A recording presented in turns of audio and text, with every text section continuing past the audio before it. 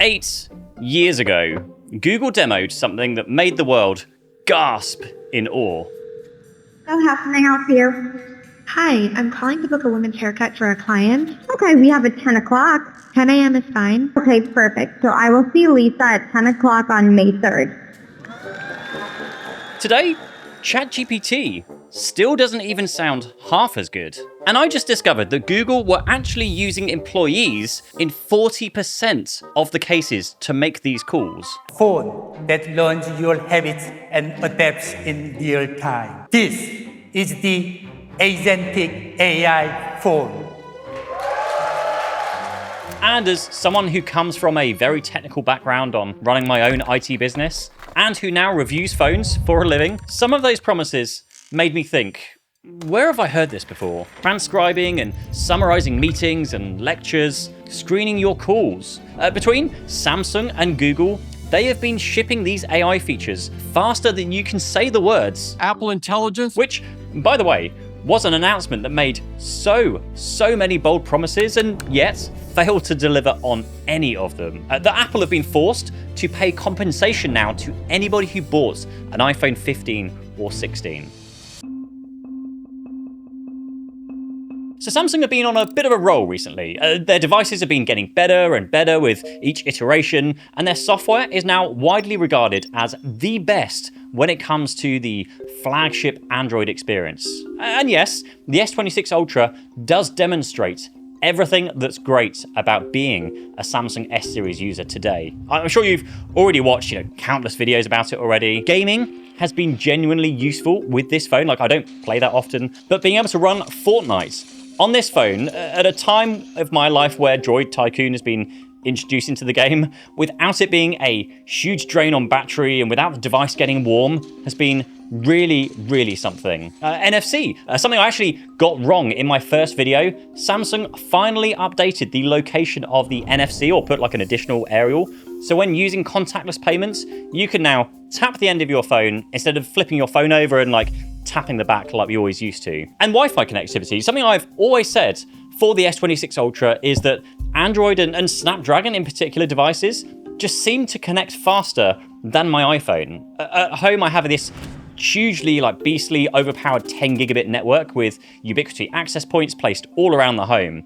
But my Samsung phone connects faster than my iPhone does as I'm approaching my house. And it's also more reliably connecting to my smart door lock. Now, back in 2023, my old smart lock broke, and after a ton of research, I bought the Nuki V4 Pro. Now, 3 years later, I'm still using it, and it is easily the most reliable lock I've ever owned. Now, in fact, it even got my wife's seal of approval, which is the ultimate test. So when Nuki reached out to sponsor this video with their brand new V5 Smart Lock Pro, of course I said yes.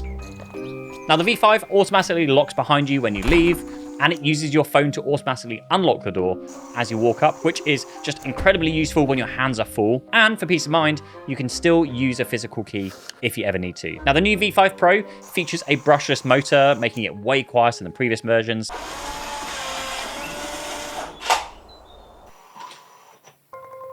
Plus, you can easily grant access to family or cleaners without handing out physical keys. They can just use a PIN code, a fingerprint, an NFC tag, or for Samsung users, support Samsung Digital Key and Apple Home Key for Apple users. For most doors, fitting takes just 5 minutes, and you can grab a 15% discount using the link down below with code PETE. And as someone who genuinely uses Nuki locks every single day, I personally recommend them. And if you have any questions whatsoever, drop them down in the comments down below. Now, the privacy display is a great feature. Don't get me wrong, it was massively overhyped when the device first launched, but that really happened because, well, the privacy display was the only new hardware feature that anybody had to talk about. Now, I picked this idea up from another tech kind of YouTuber. I think Samuel Nunn was the guy who had the side swipe feature enabled to enable or disable the privacy display feature, because generally speaking, using this phones with privacy display enabled is not a fun experience. It makes everything washed out. It just feels horrible to use. The resolution isn't as good. So just having the ability to turn it on and off quickly with just a swipe of the finger is huge, really good. And this is really where we are with Samsung and hardware developments in general. On the outside, there seems to be a lack of innovation now. Where they are quick at delivering new software updates, the hardware feels like it's taken a bit of a backseat. Now, it is widely known that Apple like to think of themselves as never first, but best. But where does that find Samsung themselves? A brand that once pioneered and refined the foldable phone now feels like it is losing ground. The Honor Magic 5 Pro, announced in February 2023, a phone that featured a silicon carbon battery that enabled more battery capacity in a slimmer physical design. Brands like Oppo, OnePlus, Xiaomi, they started pushing boundaries on fast charging from as far back as 2020, even 2018. And more recently, devices from the likes of Vivo and Oppo are showing us what flagship cameras on a phone are actually capable of. In the meantime, Samsung users are watching all of these hardware advancements from the sidelines, wondering, well, when? Or maybe Samsung would rather leave advancement in battery tech to someone else for now? Scary new reports of the battery exploding. Samsung Galaxy Note 7 ignited in his pocket. There be reports that some of them were overheating and even catching fire. My finger started hurting quite badly. Well, those two bombs looked big, like really big. So, the AI rat race is happening, and Samsung are winning. Like, whatever happens, and seeing their biggest increase in stock price in their history. And whilst I do love using AI to help me brainstorm and ideate and summarize and save time, I also can't help but wonder how much of a distraction this is. As much as a flop as Apple Intelligence is, who knew that Apple may well have taken the better approach here, effectively ignoring AI and plugging in someone else's AI assistant instead? Because reality is, as wonderful as all these new software features are, there is still a lot of undelivered promises, and not just from Samsung. I'm looking for something on May 3rd. Sure, give me 1 second. How is this clip from 2018 and yet in 2026? Hi, I'm using a voice assistant to talk for me. Please tell me why you're calling. Or what about easy access to your information when messaging somebody? And finally, we are meant to have had Google Gemini delivered to Android Auto by March of 2026, and it's been rolling out since November 2025. But for now, we will have to put up with the good old classic Google Assistant. Hey, send a WhatsApp message to James Aslett. Who do you want to message? James Aslett? Who do you want to message? James Aslett? Literally there. James Aslett? Ladies and gentlemen, I give you the Google Assistant. Sorry, who do you want to message? And then we had Google I/O, which Google themselves said was the biggest update to Android ever. And whilst that may have been referring to their new range of Android laptops, which we currently have little to no actual information on, they did also cover some upcoming Android features. From AI-generated widgets, which sounds really cool.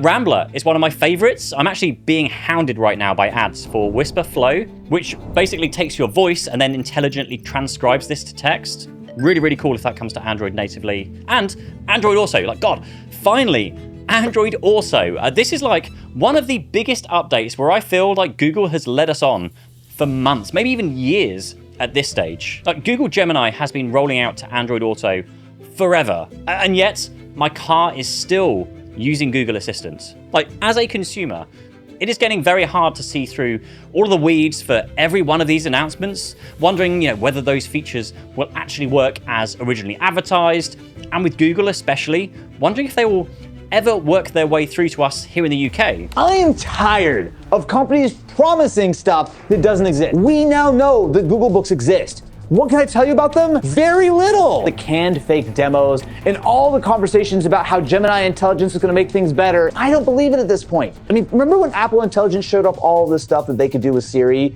and now we're 2 years later and they still can't do it? Don't show me what you can do, show me what you did. Again, to their credit, and excluding Apple Intelligence, of course, when Apple announces a feature, chances are you're going to be able to use it on day one pretty much globally. Hold for Me, call screening, a call detection, a Gemini, all features which were US only features and didn't come to the UK many months, sometimes even many many years later. Now, all of this leaves me wondering when? When will Samsung take the lead once more? Give me a S-series flagship phone with a silicon carbon battery, with an actual flagship camera system, fast charging, properly implemented wireless charging standards, running One UI, the world's most popular flavor of Android, and running Android 17, delivering on all the promises that were made? Or will it be yet another year of drip feeding us the same smaller features, somewhat hoping we'll forget the more life-changing ones that made us gasp the first time we saw them? So yes, the Samsung S26 Ultra may well be the best-selling, best flagship Android phone. But my God, is there a storm brewing?